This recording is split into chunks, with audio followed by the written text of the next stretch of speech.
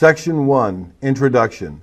The Commercial Motor Vehicle Safety Act of 1986 requires all states to meet the same minimum standards for testing and licensing commercial drivers.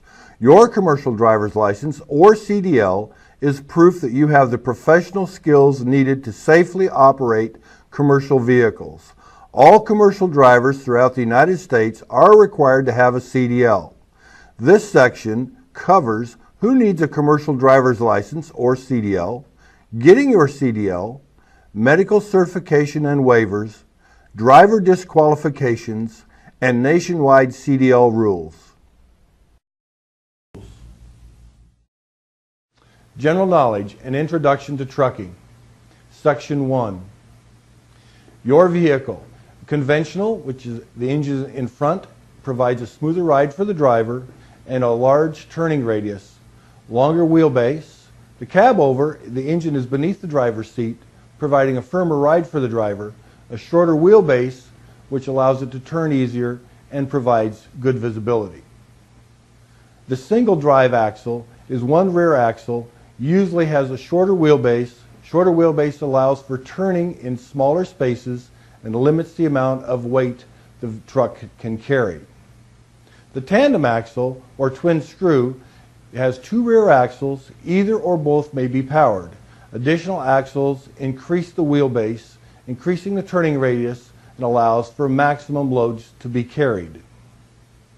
There are 4 different types of axle configurations. The two-axle tractor, one being the steering, the second being the drive, and a single axle trailer. Then we have a two-axle tractor, once again steering axle and drive axle, with a tandem or two-axle trailer. We have a 3-axle tractor, that is a steering axle along with 2 drives or tandem axle, and then a single axle trailer. Then we have a 3-axle tractor, steering and 2 drive axles, and a 2-axle trailer. The most common or often seen is the tractor-trailer combination. This is a semi-trailer. Axles are in the rear, and the rear is supported by the axles of the trailer.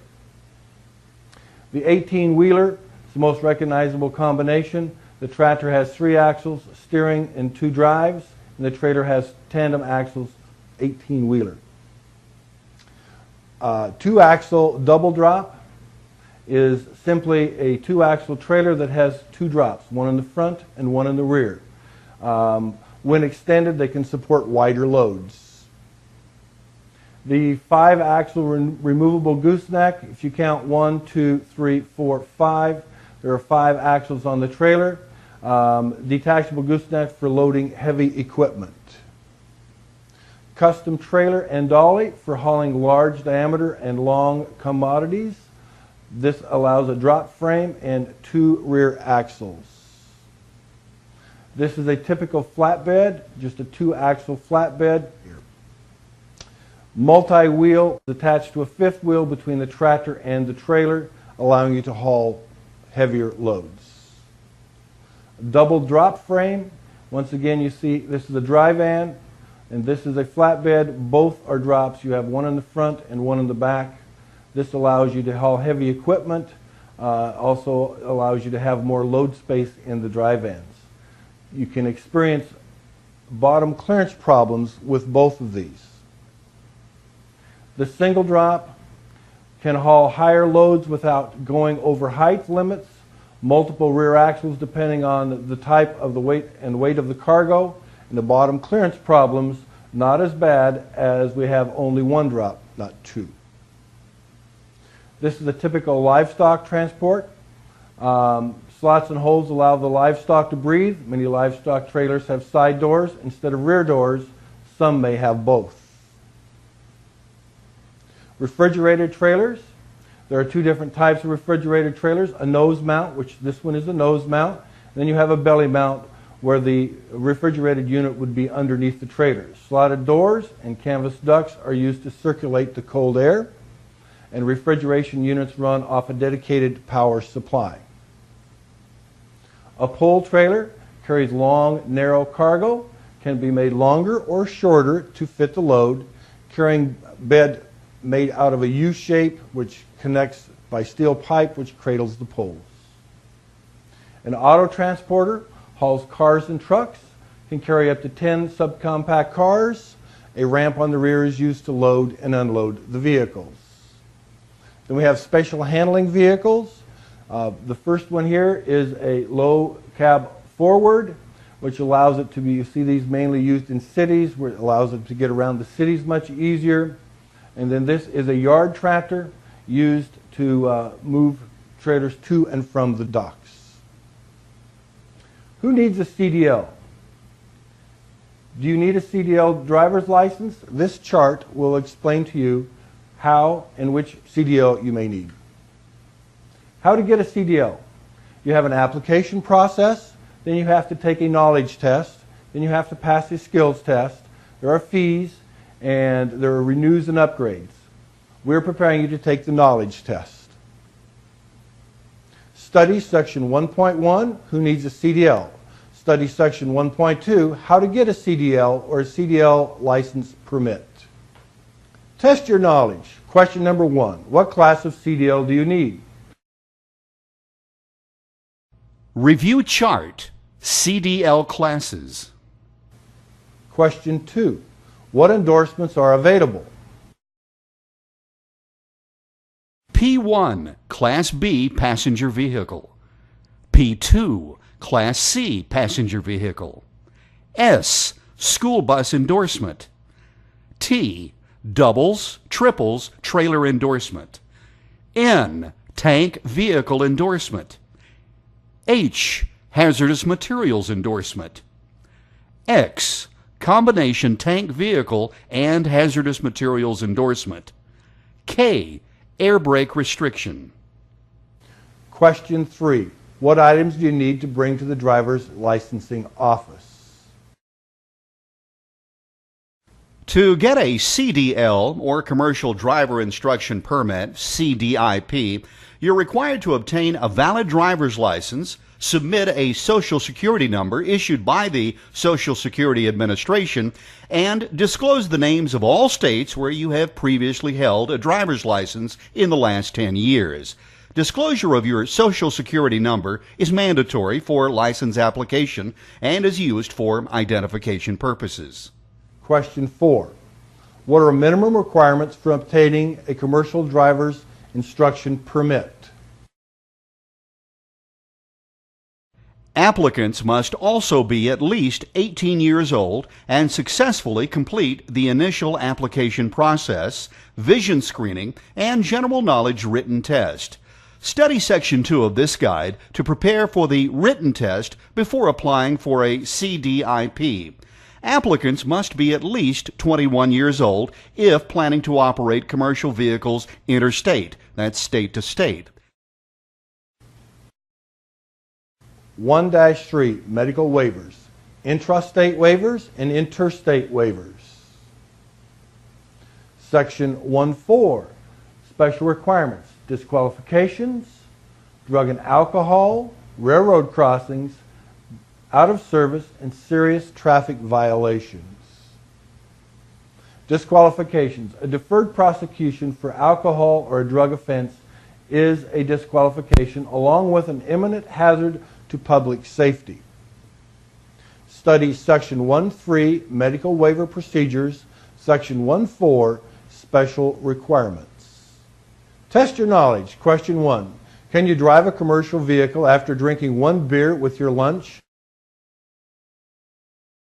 No.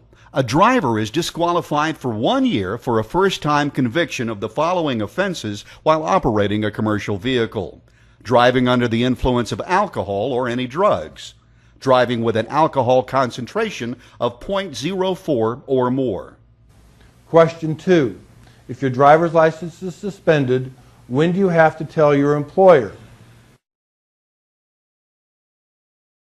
You are required to notify your employer if your license is suspended, revoked, or canceled if you are disqualified from operating a commercial vehicle. Do this before the end of the business day, following the day you received notice of the action. Question 3, Do you need to inform your employer of convictions for traffic violations you receive in your personal car? You must notify your employer in writing of all traffic convictions within 30 days. This includes those in your private automobile as well as a commercial vehicle. Question 4. Which convictions for traffic offenses are you required to report to the Department of Licensing? You must notify DOL of all out-of-state traffic convictions in writing within 30 days of the conviction. Question 5. Can you lose your CDL for offenses committed in your personal vehicle?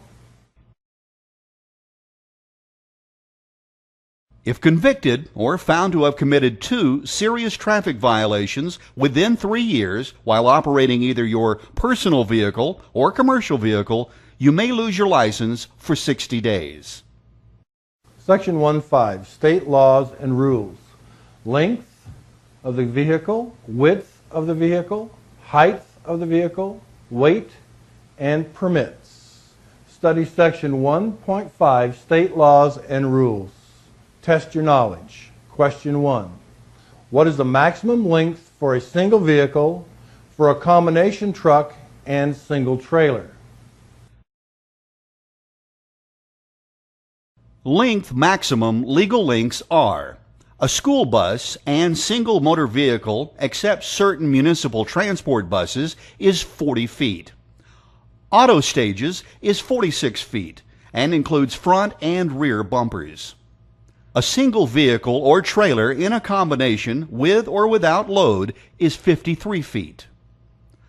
Double trailer combinations can't exceed a total of 61 feet for the combined length of the trailers. Truck and trailer combinations of log truck and stinger-steered pole trailers can't exceed an overall length with or without load of 75 feet. Question 2. What is the maximum vehicle width allowed with or without a permit? Width. No vehicle with or without its load may exceed more than 8.5 feet. That's 102 inches in width. Question 3. What is the maximum weight for a single unit vehicle supported by 3 axles for a combination of vehicles? 40,000 pounds for any single unit vehicle supported by 3 or more axles. 80,000 pounds for any combination of vehicles. Question 4. What is the maximum vehicle height allowed without a permit? Height. No vehicle, including its load, may be more than 14 feet high. Question 5. Who should you contact for oversized, overweight vehicle permit?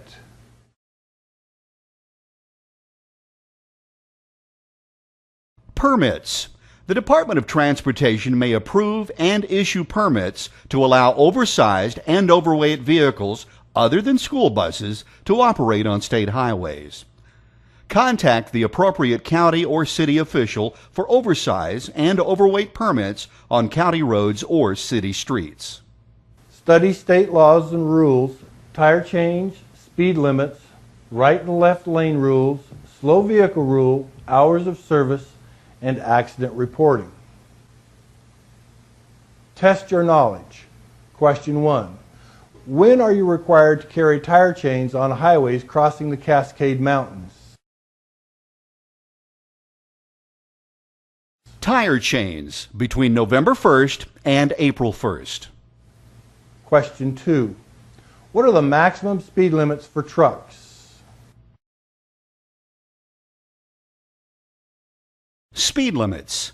Unless otherwise posted, the maximum allowable speed for trucks and buses is posted in your CDL manual. Signs posted indicating lower limits must be obeyed. Question 3. What is the slow vehicle rule?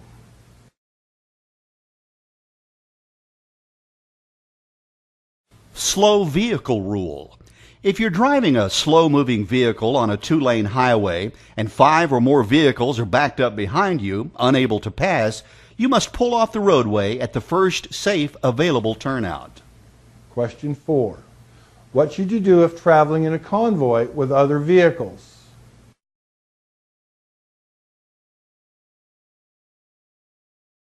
When traveling with another truck or bus in a convoy, leave enough space between vehicles in the convoy so other vehicles can pull back into the lane safely. Question 5. How many hours may you legally drive?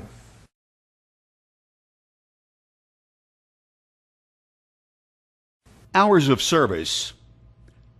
May drive a maximum of 11 hours after 10 consecutive hours off duty. Question 6. How many hours may you legally be on duty?